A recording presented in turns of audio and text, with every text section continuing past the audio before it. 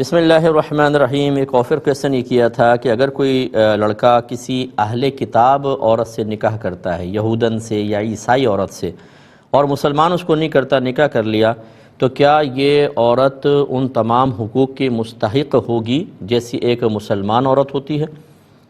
دیکھیں، پہلی بات تو یہ کہ فی زمانہ چونکہ یہود ہوں یا نصارہ ہوں، وہ اپنے اصل مذہب سے بہت زیادہ دور ہو چکے ہیں۔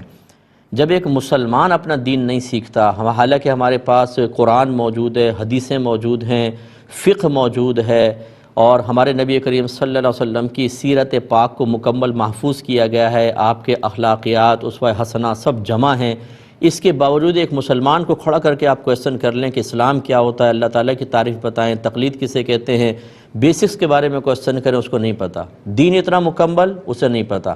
تو جہاں دین ہی ناقص رہا، وہ شریعت محفوظ نہ رہ سکیں، اس کا جو حامل شخص ہوگا یا اس سے متعلق شخص ہوگا، اس کا آپ عالم سوچ لیجئے کہ اس کے عقائد وغیرہ کا کیا عالم ہوگا۔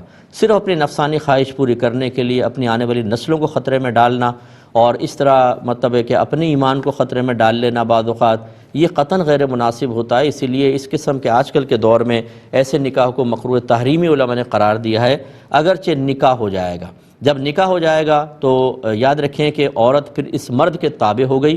اب اسے اس عورت کو دینی پابندیاں، کم از کم وہ پابندیاں کہ جس کی وجہ سے اگر نہ کروائے تو دوسرے لوگ بدگمانی کا شکار ہوں۔ جیسے انہوں نے کویسچن کے قصہ بھی بیان کیا تھا، اگر وہ عورت کو پردہ نہ کروائے کہ ان کے ہاں تو پردہ نہیں ہوتا تو میں نہیں کرواتا، تو کیا حکم شرع ہوگا؟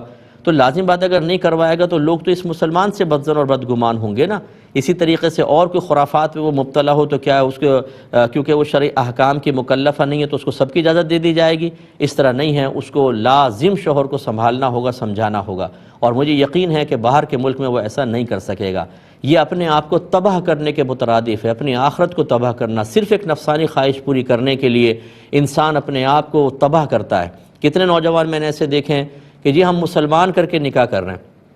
اچھا چلیں جی، کر لیا آپ نے، بڑا کمال کیا کہ آپ نے مسلمان کر کے اس کو نکاح کر لیا، اب نہ اس کی تربیت، نہ خود دین سیکھا ہوا، اسے کیا دین سکھائیں گے، بس یہ کہ اطمینان قلب کے لیے مسلمان کر لیا۔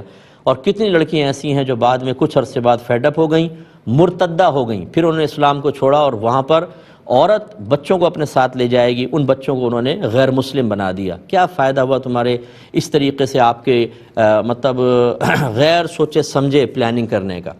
تو میں یہ سمجھانے کے لیے عرض کر رہا ہوں کہ اگر آپ ایسی کسی عورت سے نکاح کا ارادہ رکھتے ہیں اور مسلمان کر کے ارادہ رکھتے ہیں تو شرط رکھیں کہ پہلے تم مسلمان ہوگی اور 1 سال تک کم از کم دین اسلام مکمل طور پہ سیکھ ہوگی۔ اب سکھانے والا کوئی نہ ملے، مجھ سے رجوع کر لے، میں آپ کو انشاءاللہ پرووائڈ کر دوں گا ٹیچر۔